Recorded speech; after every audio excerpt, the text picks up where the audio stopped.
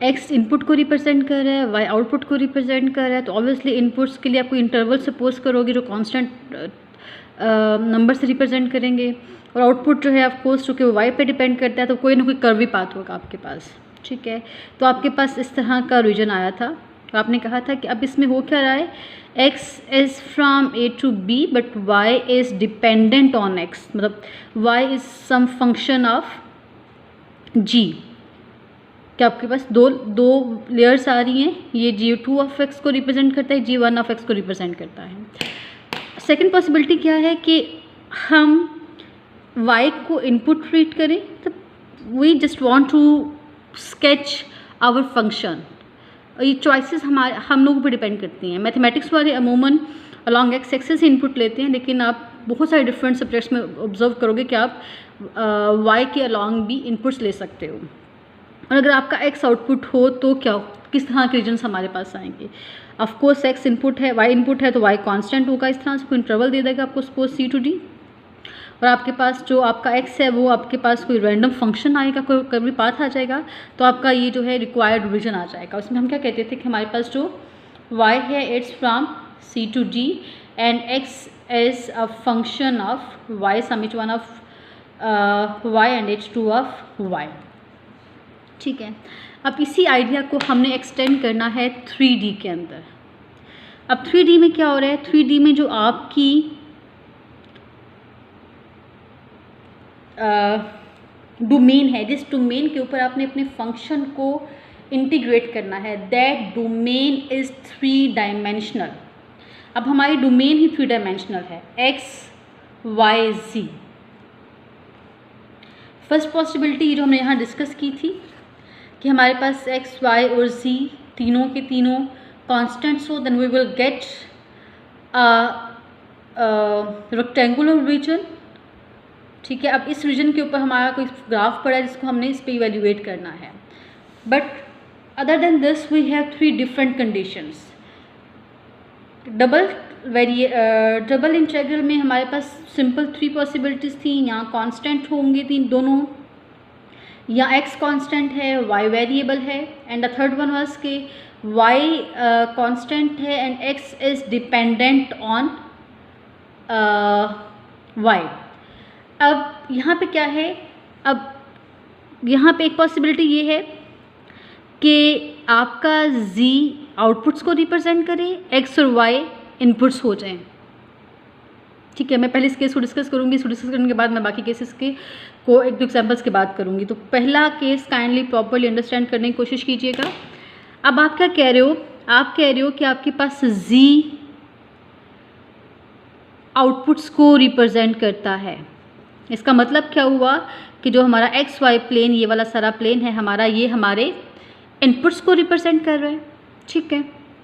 चलें, अब मुझे z पे लिमिट चाहिए, मुझे z पे लिमिट चाहिए।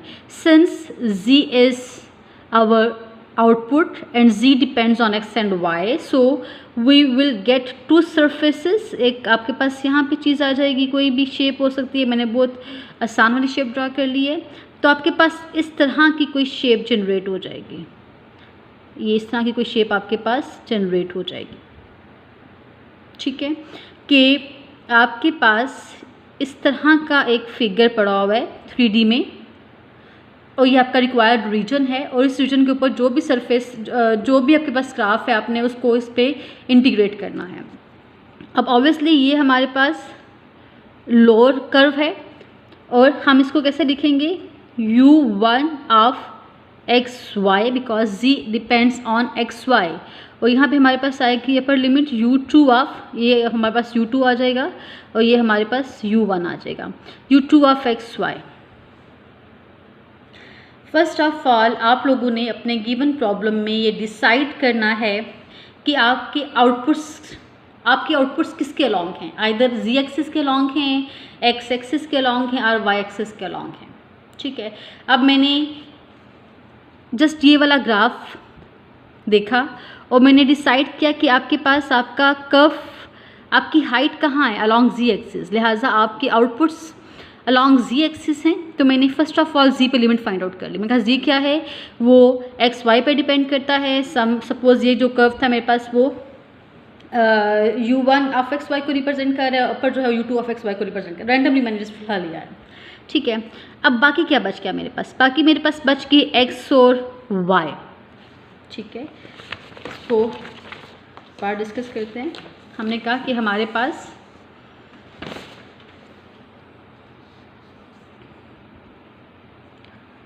मैं इसका आपको दोबारा ड्रा करूँगी, वो पिछले पेज पे रह गया तो शायद हम प्रॉपरली डिस्कस नहीं कर पाएंगे इसको। फिर आप देखें, आपके पास ये रीजन है, जिस रीजन पे आपने अपने कर्व को एवेल्यूएट करना है, अपने ग्राफ को एवेल्यूएट करना है, ठीक है। जो ये लोअर सरफेस है इसको हमने रिप्रेजेंट किया u1 ऑफ एक्स वाई से, बिकॉज एक्स वाई पे हमारे इनपुट्स बिहेव कर रहे हैं।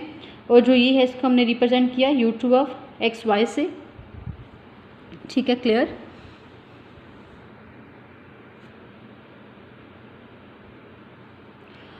और अब हमने कहा जी हमारे पास आउटपुट्स अलॉन्ग जी एक्सिस थे, और जी एक्सिस पे हमारे पास जो अपर लोअर लिमिट है वो हमारे पास u1 X Y u2 X Y है। अब नेक्स्ट हमारे पास दो वेरिएबल्स रह गए हैं, x और y। मतलब अब हम x और y प्लेन पे आके बात कर रहे हैं, और जैसे ही हम एक्स वाई प्लेन पे आते हैं तो हमें पता है कि हमारे पास एक्स वाई प्लेन पे दो पॉसिबिलिटीज़ हैं जो अभी हमने डिस्कस किए हैं। Either X is constant, Y is variable, मतलब वाई डिपेंड्स ऑन एक्स। अगर एक्स कांस्टेंट है, suppose X is from some A to B, तो ऑब्वियसली वाई जो है वो सम फंक्शन ऑफ एक्स आपके पास आ जाएगा,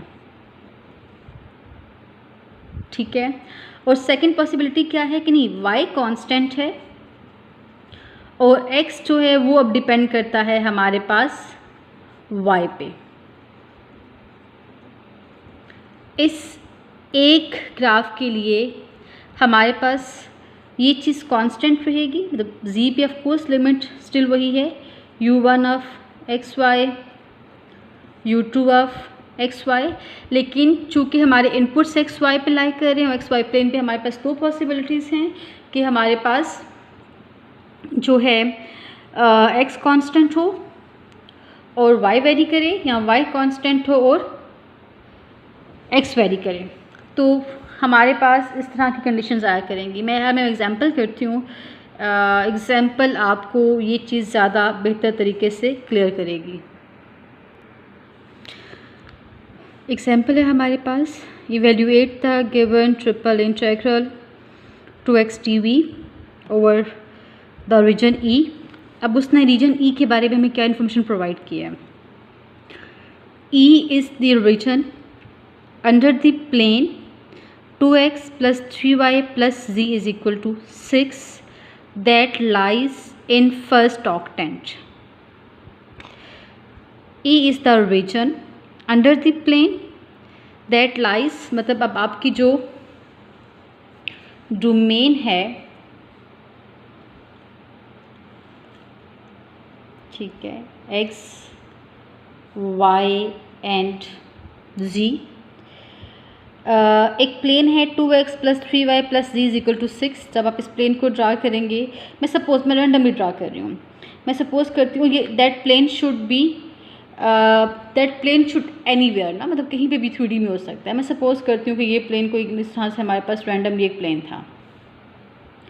अब वो कह रहा है कि region under the plane that only lies in first octant, कि हम सिर्फ वो वाला पोर्शन लेंगे इस प्लेन का जो कि फर्स्ट ऑक्टेंट में लाई कर रहा होगा, ठीक है।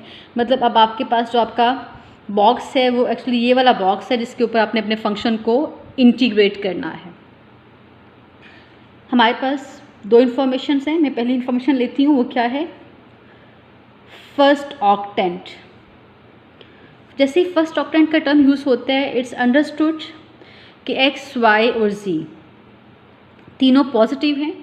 फर्स्ट ऑक्टेंट में तीनों पॉजिटिव होते हैं और उनका पॉइंट ऑफ इंटरसेक्शन क्या है, 0, मतलब उनकी मिनिमम वैल्यू क्या आ रही है, 0। तो first octant represents X Y Z are positive and 0 is minimum value they can achieve, because अगर मैं इन तीनों एक्सेस का इंटरसेक्शन लूँ तो ये 0 पे इंटरसेक्ट करते हैं, और फर्स्ट ऑक्टेंट में 0, 1, 2, 3 टू ऑनवर्ड सारी वैल्यूज़ लाई कर रही होती हैं आपके पास। तो यहाँ इस चीज़ ने आपको इन्फॉर्मेशन क्या दे दी कि x का एक आपको लिमिट पता है, y की भी आपको ये लिमिट पता है, और z की भी आपको ये लिमिट पता है कि x की मिनिमम लिमिट 0 है, y की मिनिमम लिमिट 0 है, एंड z की मिनिमम लिमिट भी 0 है। ठीक है, मतलब हमने जस्ट एक फर्स्ट ऑक्टेंट टर्म से x, y और z के बारे में एक इन्फॉर्मेशन कलेक्ट कर ली। सेकंड हमें क्या गिवन है, हमें एक प्लेन की इक्वेशन गिवन है 2x plus 3y plus z is equal to 6। अब मैं क्या कर रही हूँ यहाँ पे, मैंने z को इन टर्म्स ऑफ x और y कर लिया, बिकॉज फिलहाल जो मैंने केस डिस्कस किया है उसमें हमारा z x y पे डिपेंड कर रहा था, तो मैंने फिलहाल अपने इस प्रॉब्लम को उसी x y की टर्म में एक्सप्लेन कर दिया। इट्स अप टू यू कि आप इसमें से x y z किसी की वैल्यू भी निकाल सकते हैं। ठीक है, लेकिन क्योंकि मैं फर्स्ट केस डिस्कस कर रही हूँ, फर्स्ट केस में हमने कहा था कि जी हमारे आउटपुट्स जो हैं वो अलॉन्ग z एक्सिस होंगे, z will depend on x and y। तो मैंने उसी चीज़ को मद्देनज़र रखते हुए z की वैल्यू फाइंड आउट कर रही हूँ, क्या है 6 माइनस 2x माइनस 3y। ठीक है, अब z की एक लिमिट मेरे पास ऑलरेडी मौजूद है। ओके, x और y की भी मेरे पास एक लिमिट मौजूद है। अगर मैं ये सारी इन्फॉर्मेशन यहाँ देखूँ, x मिनिमम 0 हो सकता है, y मिनिमम 0 हो सकता है। अगर मैं दोनों को 0 रिप्लेस करूँ तो we get z is equal to 6, z is equal to 6। तो मैंने क्या डिसाइड किया, मैंने ये डिसाइड किया कि z जो है वो मिनिमम 0 है और मैक्सिमम क्या हो जाएगा 6 माइनस 2x माइनस 3y। तो इस तरह से हमने फ़िलहाल इस गिवन इंफॉर्मेशन से अपनी z की लिमिट को पूरा कर लिया। फर्स्ट ऑक्टेंट ने मुझे बताया z इज़ इक्वल टू 0, मतलब इसकी मिनिमम वैल्यू 0 है। यहाँ से मैंने z की वैल्यू फाइंड आउट की, तो कि मिनिमम 0 है तो ऑब्वियसली ये मुझे उससे ऑनवर्ड ही वैल्यूज़ देगा। तो मेरे पास z की जो मैक्सिमम वैल्यू है that can be represented with this equation. Okay, अब बाकी क्या रह गया हमारे पास x एंड y। सो अब हम लोगों ने x और y पे लिमिट फाइंड आउट करनी है।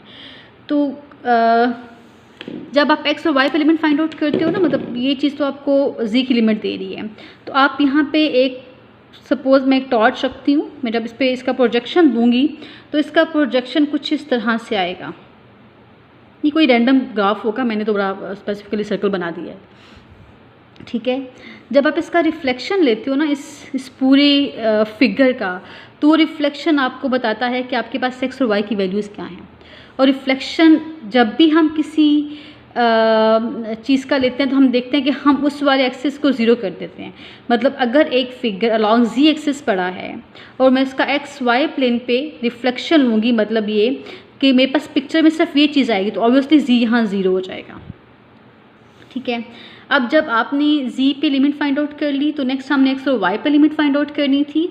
और जब मैं x और y की बात करती हूँ तो x और y हमारे पास x y प्लेन पे पड़ा है and here z is equal to 0। तो इसका मतलब है हम z 0 रिप्लेस करके इस गिवन इक्वेशन में कोई ना कोई इन्फॉर्मेशन ले सकते हैं अपने। तो हम क्या कर रहे हैं, हम कह रहे हैं अगर मैं इसको 1 का नाम दे दूँ, put z is equal to 0 in equation number 1, so we get 2x plus 3y is equal to 6 and now it's up to me either मैं x की वैल्यू फाइंड आउट करूँ या y की वैल्यू फाइंड आउट करूँ। तो मैंने क्या किया हुआ है, मैंने y की वैल्यू फाइंड आउट की हुई है और y मुझे मिलता है -2/3x प्लस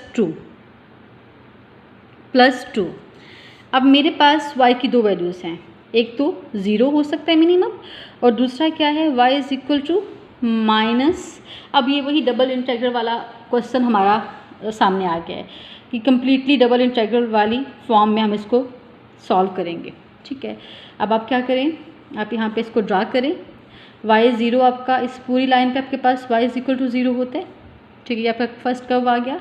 सेकेंडली क्या है, y is equal to -2/3 + 2, y is equal to x यहाँ पे आएगा, माइनस साइन यहाँ आ जाएगा, +2 का मतलब ये है कि हमारे पास ये कर्व आ जाएगा।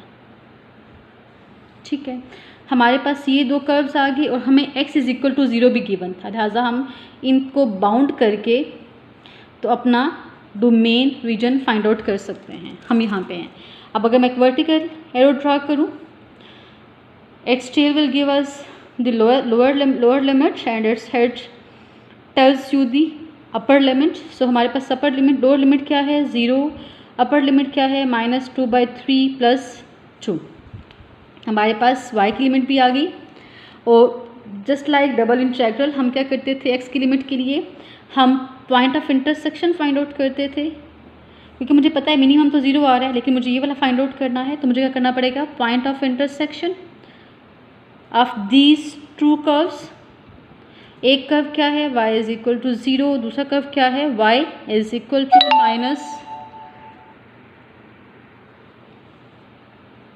-2/3x + 2।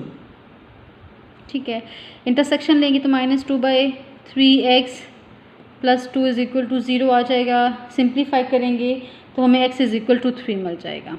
तो ऑब्वियसली x 0 लोअर लिमिट है, x 3 आपके पास अपर लिमिट है। तो हम लोगों ने x y z तीनों के लिमिट्स फाइंड आउट कर लिए। अब ऑफकोर्स इंटीग्रल सॉल्व करना हमारे लिए बहुत आसान हो जाएगा। इंटीग्रल क्या है 2x।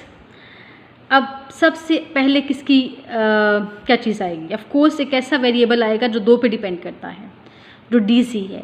उसके बाद हमारे पास आएगा dy बिकॉज y x पे डिपेंड करता है। सबसे एंड पे हमारे पास आएगा लास्ट कांस्टेंट जो कि हमारा x कांस्टेंट था।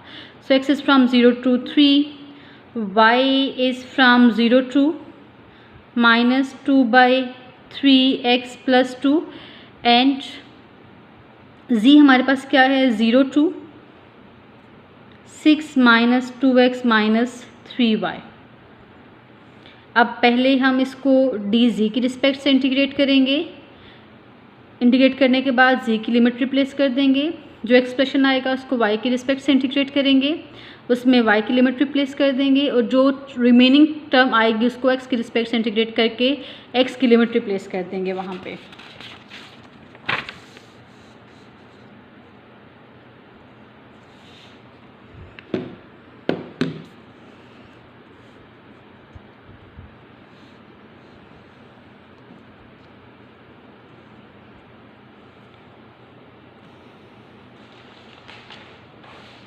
तो हमारे पास क्वेश्चन क्या आ रहा है, 2 कांस्टेंट था हमने बाहर ले लिया। पहले मैंने z की रिस्पेक्ट से इंटीग्रेट किया तो z की कोई भी टर्म नहीं तो आपको सिंपल z मिल जाएगा। z पे लिमिट क्या थी 0, 6 - 2x - 3y। अभी मुझे 2 और की रिस्पेक्ट से इंटीग्रेट करना है, dy dx की रिस्पेक्ट से। ठीक है, अब z की लिमिट रिप्लेस कर दें, मैं फ़िलहाल की लिमिट्स मेंशन नहीं कर रही हूँ यहाँ पे। 2 डबल इंटीग्रल x और जब मैं इसको रिप्लेस करूँगी 6 - 2x - 3y dy dx। x को अंदर मल्टीप्लाई कर दें, मल्टीप्लाई करने के बाद आपने जो भी टर्म बचनी है उसको y की रिस्पेक्ट से इंटीग्रेट करना है। हम इसको y की रिस्पेक्ट से इंटीग्रेट करें तो हमारे पास जो रिजल्टेंट आएगा वो आएगा 6xy - 2x² -3/2y²। फिर हम एंड पे जाके y की लिमिट रिप्लेस कर देंगे, that is from 0 to। Just simple calculations हैं इसलिए मैं इन पे ज़्यादा टाइम नहीं लगा रही हूँ ताकि आप इसको आप खुद ईजीली कर सकते हैं। अब आप ये सारी लिमिट यहाँ रिप्लेस करेंगे तो आपको मिलेगा 6xy की जगह मैंने लिमिट रिप्लेस कर दी -2x² y को मैंने इसके लिमिट से रिप्लेस कर दिया -3/2 2/3x + 2²। जो भी रिज़ल्ट आएगा उसको हमने x की रिस्पेक्ट से इंटीग्रेट करना है और हमारे पास इस चीज़ का रिज़ल्ट आएगा 4/3x³ 8x² प्लस 12x और इस सबको dx के रिस्पेक्ट से इंटीग्रेट करें। इंटीग्रेट करने के बाद 0 to 3 लिमिट रिप्लेस करें, हमारे पास आंसर आता है 9। Okay, that was your answer. ठीक है, तो इन क्वेश्चन की इंटीग्रेशन मुश्किल नहीं, वो जो सिंपल कैलकुलेशंस हैं, जो सबसे टेक्निकल काम है यहाँ पे, वो आपके पास x, y और z पे डोमेन इंटरवल डिसाइड करना है। ठीक है, ओके, एक और क्लास वर्क है, आप सॉल्व उसको खुद करेंगे, बट आई वुड प्रेफर कि मैं उसकी लिमिट आप लोगों के साथ डिस्कस कर लूँ। एग्जाम्पल है, evaluate the triple integral where is the solid, a is the solid in the first octant, first condition, bounded by the graphs। ये दो ग्राफ्स हैं, इन दोनों ग्राफ के इंटरसेक्शन के साथ और फर्स्ट ऑक्टेंट के अंदर इन दो ग्राफ का इंटरसेक्शन आएगा और फर्स्ट ऑक्टेंट के दरमियान जितना भी सॉलिड कंटेन कर रहा है वो सारा आपका रिक्वायर्ड रीजन है। First of all first octant ने मुझे क्या बता दिया कि इन सब की मिनिमम वैल्यू आपके पास क्या होगी, 0 होगी। ठीक है, अब उसके बाद बाकी इसने हमें बहुत क्लियरली बता दिया है कि z = 1 - x²। ठीक है, मतलब z डिपेंड करता है एक्चुअली x और y पे, तो मैंने z पे बहुत ईजीली लिमिट डिसाइड कर ली। z की लिमिट क्या हो गई, मिनिमम वाज 0 और मैक्सिमम क्या हो गया 1 - x²। बाकी इसने मुझे बताया है कि y = x और मुझे ये भी पता है कि y की मिनिमम 0 है और x की भी मिनिमम 0 है। तो अगर मैं इन दोनों चीज़ों को इन तीनों को ड्रा करूँ तो क्या मिलता है, y 0 आपके पास यहाँ पे आ जाएगा, y = x आपके पास यहाँ पे लाइन आ जाएगी, x = 0 आपके पास यहाँ पे आ जाएगा। अब हमारे पास कहीं पे इंटरसेक्शन नहीं आ रहा कि हम कौन सा रीजन लेंगे एक्स वाई डोमेन में। उसके लिए आप क्या करोगे, उसके लिए आपके पास जो ये वाली इक्वेशन है, ऑफ कोर्स z को 0 रिप्लेस करेंगे, 1 - x² आपके पास आ गया, यहाँ से x आपके पास +-1 आता है। अब आपके पास y की ये वैल्यू है, मतलब ये यहाँ से ऊपर वाली वैल्यू है आपके पास y ये सारा जा रहा है, आपके पास x ये सारा जा रहा है, लिहाजा y -1 यहाँ कहीं, x -1 यहाँ कहीं पड़ा हुआ है और ये वाला हमारे पास पॉइंट लॉजिकली नहीं है, बिकॉज x -1 आपको कहीं और साइड पे लेके जा रहा है। x = 1 आपके पास कहाँ पे आएगा, 1 यहाँ पे आएगा। ऑब्वियसली जब आप इसको ड्रा करोगे तो आपके पास जो ये आपका रिक्वायर्ड रीजन आ जाएगा, लिहाजा आपकी x पे लिमिट क्या आ जाएगी, 0 to 1। ओके, और y पे क्या आ जाएगी, वर्टिकल एरो लगाएंगे और y आपको क्या मिलेगा, फ्रॉम 0 to x। इसको सॉल्व कीजिएगा, ये आप लोगों का क्लास वर्क मैंने रखा हुआ है आप लोगों के PDF नोट्स में। नेक्स्ट पार्ट में हम सेकंड वाला रीजन डिस्कस करते हैं। Okay, see you again.